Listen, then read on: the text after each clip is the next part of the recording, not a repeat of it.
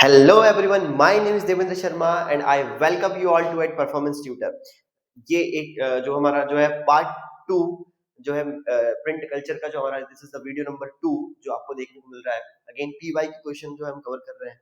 Question है how do we assess the book created a new culture of reading and how did the print revolution create a new reading public and a new culture of reading. किस तरीके से जो है print print जो revolution था उसने कैसे जो है न्यू रीडिंग कल्चर जो है डेवलप किया या न्यू रीडिंग पब्लिक डेवलप करी.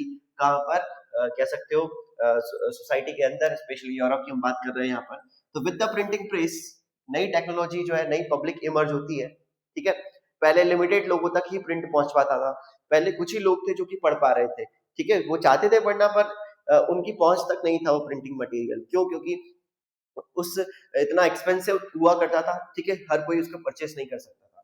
ठीक है, तो अब जब प्रिंटिंग आ गई तो प्रिंटिंग ने क्या करा, कॉस्ट ऑफ जो बुक है, जो बुक की कॉस्ट है उसे भी रिड्यूस कर दिया. Books flooded the market. Simple सी बात है, बुक्स अच्छी खासी प्रिंट होने लगी है तो पूरे मार्केट में बुक्स की अवेलेबिलिटी जो है वो बढ़ गई है. ठीक, reaching out an ever growing readership. तो अब जो है कहने का मतलब जो ये जो रीडरशिप बढ़ रही थी, लोग बहुत इंटरेस्टेड थे उस समय, बहुत इंटरेस्ट लेते थे कि उनको रीड करना था. एक रीडिंग कल्चर डेवलप हो रहा था. उस रीडिंग कल्चर को स्प्रिंट ने क्या करा, उसकी डिमांड को पूरा करा. तो common people lived in a world of oral culture. पहले जो आम जनता थी सिर्फ ओरल कल्चर पर डिपेंड करती थी. मान लीजिए किसी एरिया में यदि किसी एक व्यक्ति के पास बुक है तो वो पढ़ता था और बाकी सब उसको सुनते थे. क्यों? क्योंकि वो लोग उसे परचेस नहीं कर सकते थे, वो परचेस कर पा रहा था. तो एक ओरल ओरल कल्चर था जो कि वहां पर चलता था. ठीक है, और इसी के थ्रू जो है नॉलेज ट्रांसफर हुआ करती थी. बट जैसी बुक आई, जैसे ही बुक आती है तो अब wider section of the society जो है, लोग ज्यादा से ज्यादा लोग है अब जो है अब जो है बुक पढ़ पा रहे हैं. ठीक है, नाउ क्वेश्चन, नेक्स्ट क्वेश्चन जो हमारे पास है, describe the role played by reading lending libraries in the growth of readers in 19th century. Lending libraries के ऊपर आपके बुक में बात की गई है. तो देखते हैं लाइब्रेरीज का, लैंडिंग लाइब्रेरीज का क्या रोल था, specially growth of reading readers इसने कैसे बढ़ाए 19th सेंचुरी में. ठीक, यदि हम 19th सेंचुरी की बात करें तो अगेन लैंडिंग लाइब्रेरीज जो है इंग्लैंड में सेटअप होना शुरू होती है. और कहीं ना कहीं काफी बड़े लेवल पर जो कॉलर वर्कर्स थे, जो कोल फील्ड्स वगैरह में काम करते थे, जो आर्टिशियंस थे, जो लोअर मिडिल क्लास के जो लोग थे, वो लाइब्रेरी से बुक लेकर जाते थे और वो फिर पढ़ते थे. ठीक है, खरीदना नहीं होता था.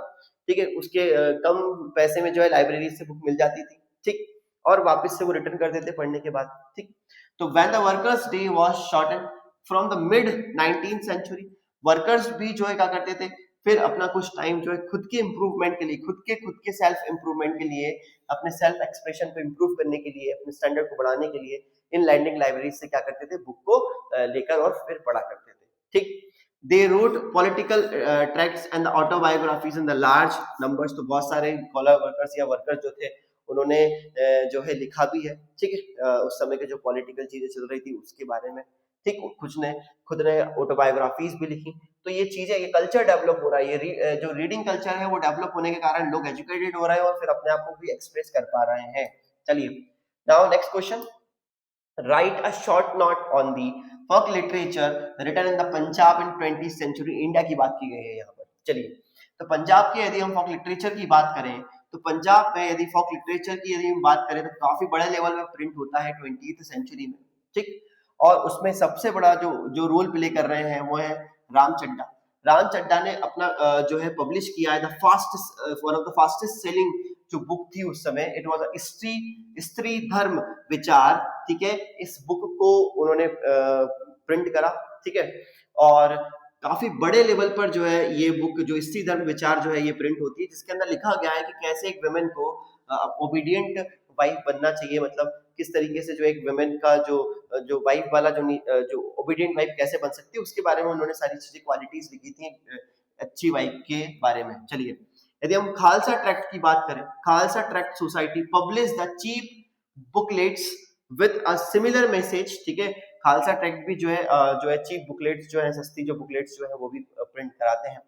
Many of these were in the form of dialogues about the qualities of a good women.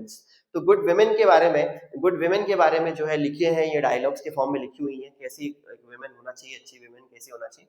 तो पंजाब में फोक लिटरेचर्स में राम चड्ढा और खालसा ट्रैक्ट सोसाइटी का रोल रहा है। चलिए now how far it is right to say that the print culture was responsible for the French Revolution। Simple सी बात है, क्या बोला गया है कि आप क्या मतलब किस हद तक ये कह सकते हैं, कहना सही होगा कि प्रिंट कल्चर का बहुत इंपॉर्टेंट रोल रहा है फ्रेंच रेवोल्यूशन में।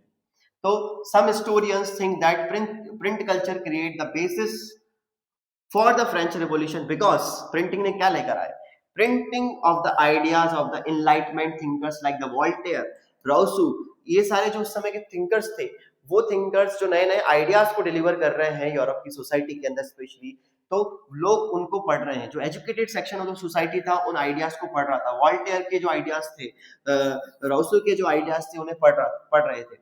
And these writers attacked the despotic rulers, और इन राइटर्स के ऊपर अटैक भी हुआ इस समय। क्यों? क्योंकि ये उस समय क्वेश्चन कर रहे थे या कैसे डायरेक्टली क्रिटिसाइज कर रहे थे उस ऑटोक्रेटिक मोनार्कीज को। तो सिंपल सी बात है, वो ऑटोक्रेटिक मोनार्कीज जो है इनके ऊपर अटैक करेंगी, या फिर अथॉरिटी ऑफ चर्च को ये डायरेक्ट जो है उनके साथ फेस टू फेस हो रहे थे। तो जो रीडर्स थे उन्होंने वर्ल्ड को नई तरीके से देखना शुरू करा, नए क्वेश्चंस करना शुरू कर दिए रीडर्स ने। क्यों? क्योंकि जब इन थिंकर्स को पढ़ा जब लोगों ने, तब उनको समझ में आया कि अरे यार ये मोनार्क्स या ऑटोक्रेटिक मोनार्की को किस तरीके से जो है करप्ट तरीके से चल रही है वहां पर। ठीक है, तो लोग काफी रैशनल होते हैं, उनकी क्रिटिकल थिंकिंग जो है डेवलप होती है, क्वेश्चन करने की जो है एबिलिटी उनकी इंक्रीज होती है।